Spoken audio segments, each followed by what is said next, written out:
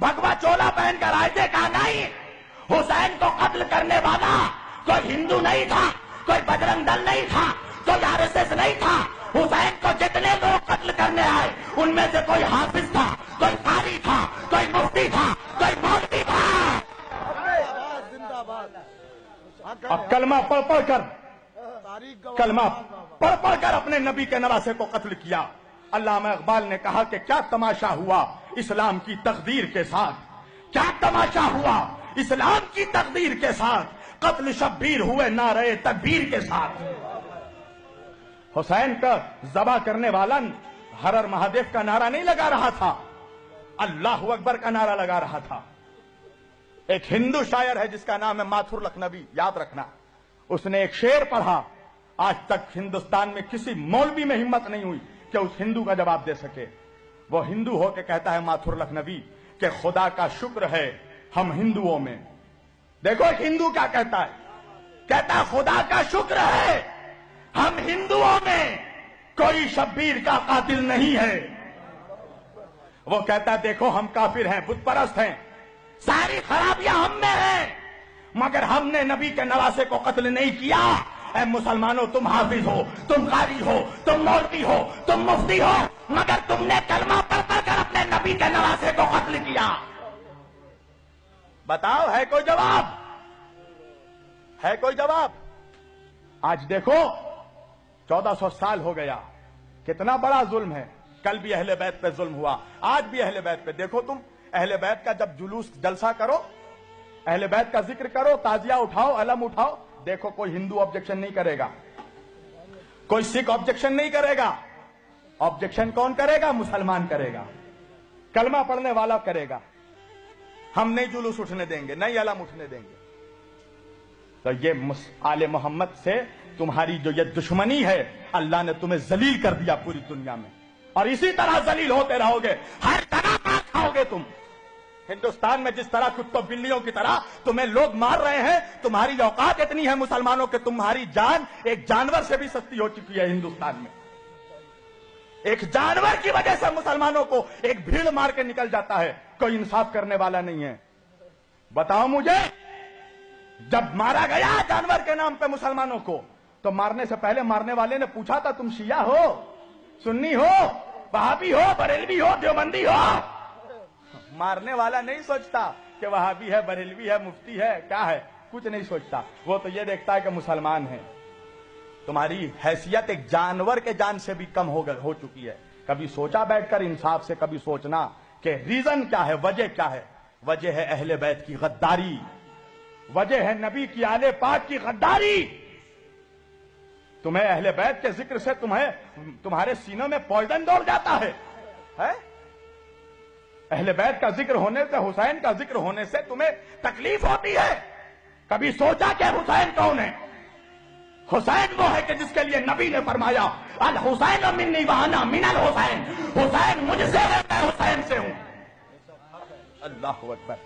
جنت جانا چاہتے ہو؟ 70 حوروں سے شادی کرنا ہے؟ ابے سوچا بھی ہے کمینے کہ جنت کا سردار تیرا باپ نہیں ہے، حسنین کریمین ہے۔ نبی نے فرمایا الحسن والحسین سیدہ شباب اہل الجنہ، میرے دونوں نواسے حسن اور حسین جنت کے جوانوں کے سردار۔ رسول اللہ صرف امام حسین کو پیار نہیں کرتے تھے، چومتے نہیں تھے، امام حسین کے جسم کو سونگھتے تھے۔ صاحب سر الشہادتین نے لکھا کہ صحابہ کرام نے پوچھا یا رسول اللہ، یہ آپ بوسہ لیتے ہیں، چومتے ہیں، سمجھ میں آتا ہے، سونگھتے کس لیے ہیں؟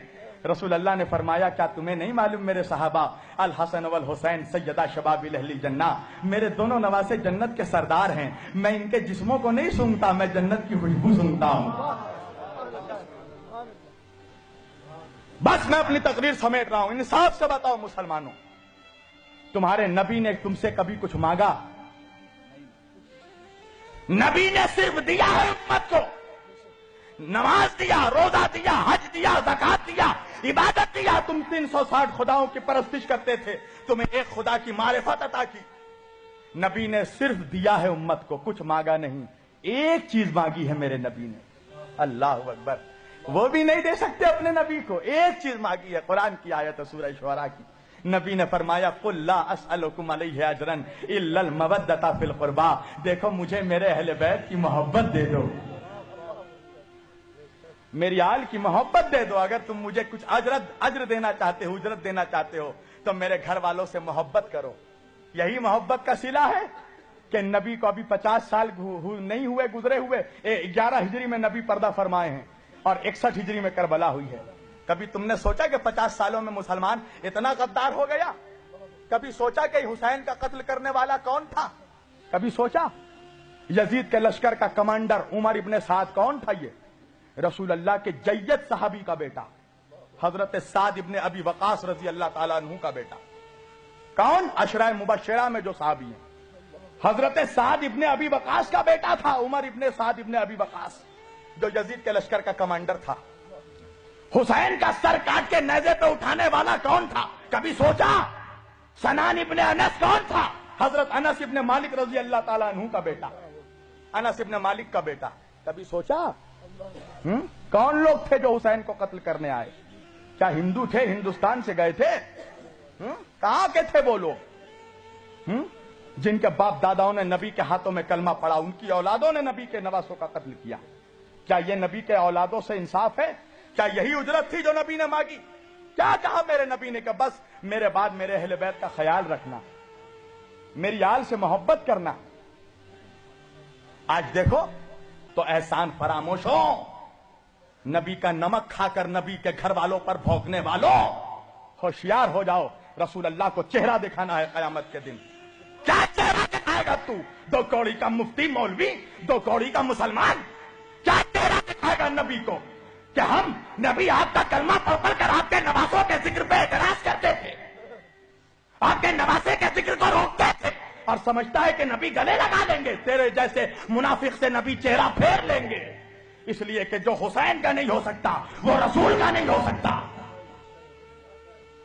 پہلے حسین کا وفادار بن، پھر مصطفیٰ کا وفادار بننا، پہلے اولاد کا وفادار بن، پھر باپ کا وفادار بننا۔ اہل بیت پر رحم کرو مسلمانوں، قسم خدا کی، نبی کو مت تڑپاؤ، نبی کے دل کو، نبی کے دل میں ایسے ہی تم نے بہت تکلیف پہنچائی ہے۔ تم کیا سمجھ رہے ہو؟ آج محرم جیسے ہی آیا ہر جگہ happy new year, happy new year, مبارک ہو مبارک ہو۔ کس بات کی مبارکبادی؟ جس نے مبارکبادی دی کبھی پوچھا اس سے کس بات کی مبارکبادی؟ نبی کا گھر لٹ گیا اس کی مبارکبادی، نبی کے گھر کے بچوں کو مار دیا گیا اس کی مبارکبادی، نبی کی اولادوں کے جنازوں پہ گھوڑے بڑھائے گئے اس کی مبارکبادی۔ کس بات کی مبارکبادی؟ کہا نوح کی کشتی پار لگی، آدم کی توبہ قبول ہوئی، تجھے آدم یاد رہا، نوح یاد رہے، تجھے حسین نہیں یاد رہا، تجھے ننھا سا بچہ علی اصغر نہیں یاد رہا، تجھے وہ 18 سال کا شبیہ مصطفیٰ علی اکبر نہیں یاد رہا جس کے سینے پہ برچھی لگی؟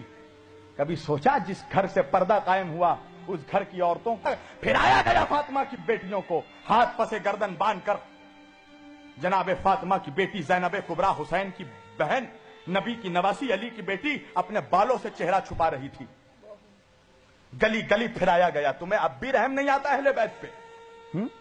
کیسے مسلمان ہو کہ کلمہ پڑھتے ہو نبی کا اور نبی کے گھر والوں سے ذرا سا بھی محبت نہیں ہے، ذرا سی بھی تمہیں عقیدت نہیں ہے؟